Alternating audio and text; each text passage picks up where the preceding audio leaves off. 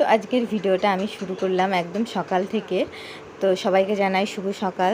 তো এখন বাজে প্রায় 7টা মতন। তো আমরা সবাই মিলে এখন একটু মুড়ি টুড়ি খেয়ে নিচ্ছি। গ্রামের বাড়িতে জানোই সকালবেলা উঠে ব্রাশ করেই কিছু সবাই খায়। তো আমরাও সবাই ছেলে মেয়ে বোনরা মিলে সবাই বসে পড়েছি মুড়ি খেতে।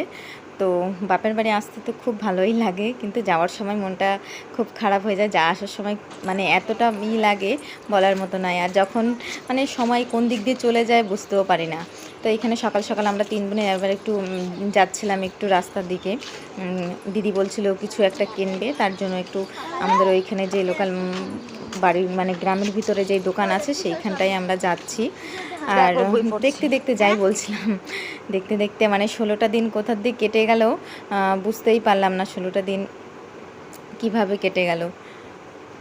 তো আমরা এখন সোজা চলে এসেছিলাম দোকানে। আর এইখানে এই নাইটিটা আমাকে দিয়েছে, মেজদি কিনে দিয়েছে। আর এই যে আর একটা নাইটি রয়েছে ফুল ওইটা মেজদিকে বড়দি কিনে দিয়েছে, বড়দিকে মেজদি কিনে দিয়েছে। আর এইদিকে দেখো 3 ছেলে মেয়ে এদিকে দুষ্টুমি করছে, কি খাবে ঘুরে বেড়াচ্ছে। তারপর আর কি আমরা বাড়িতে চলে এসেছিলাম। তো মেজদি আজকে বাড়ি চলে যাচ্ছে আর আমরাও যাব একটু পরে। তো মেজদি দেখো রেডি হয়ে বেরিয়ে পড়েছে। আর একটু পরে আমারও যাওয়ার পালা। তো মনটা সবারই খারাপ হয়ে গেছে, কারণ কিভাবে 16 দিন আমাদের কিভাবে পার হয়ে গেল আমরা বুঝতেও পারলাম না। বাপের বাড়ি কোথা দিয়ে দিন চলে যায়, হাতে গোনা দিন নিয়ে যাওয়া বাপের বাড়িতে।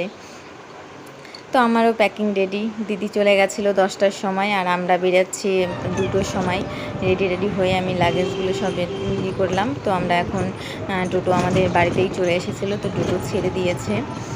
আর মনটা খুবই খারাপ, কি বলবো, আমার থেকে মা বাবার বেশি মন খারাপ যেহেতু বলার মতো নেই। তারপরে আমরা চলে গেল, তার মা বাবার কেউ নেই, সে আবার দুজনা টুনাটুনি আবার দুজনা থাকবে।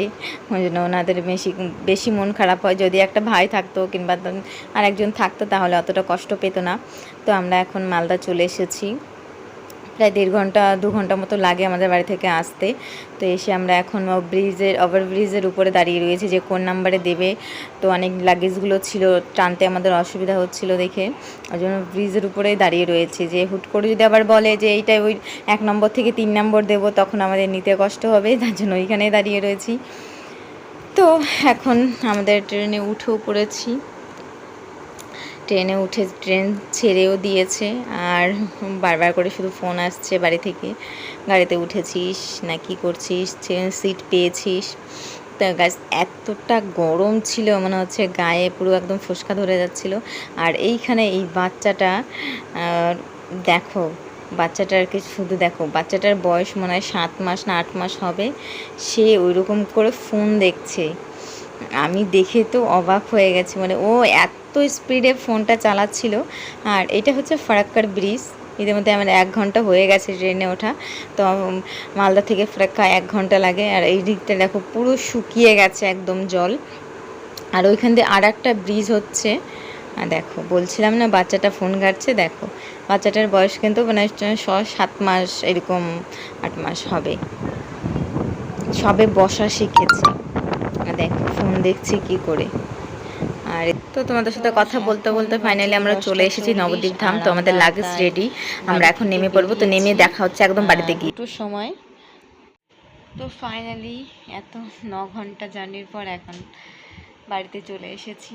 তো এসে আমি স্নান সেরে এখন বসে রয়েছি, শুধু খেতে বাকি। তো এখন বাজে প্রায় 10টা 40। তো দেখিয়ে দিলাম, এখন যাব খাবো, খেয়ে দিয়ে তারপর একটা লম্বা ঘুম, কারণ এতটা জার্নি করার পর এখন আর শরীর চলছে না।